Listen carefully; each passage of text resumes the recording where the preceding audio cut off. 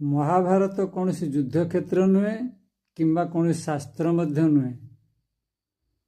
वास्तव में महाभारत होउची जीवन को महान भाव में परिप्रकाश करिवार एक उपाय। महाभारत महा अर्थात महान भाव में, भारत अर्थात परिप्रकाश करिवार एक उपाय। भारत भारत प्रकाशित हेबा, रत अर्थात निरंतर निरंतर समृद्ध भाव में महान भाव में जीवन को परिप्रकाश करिवार उपाय होची महाभारत। यह कृष्ण अर्जुनंकर वार्ता माध्यम गीतार वर्णना करा जायछि। तेणु संपूर्ण महाभारत गीता भितर ही अछि।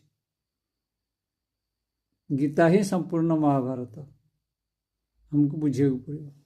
तेणु से जोग माध्यम बुझे भगवान कृष्ण अर्जुन को जीवनर महत्व को विभिन्न प्रकार जोग साधन माध्यम किपरि भाव में परिप्रकाश करिहेबो ताकू बुझेइछन्ति अर्जुन को भगवान कृष्ण। ये होछि महाभारत।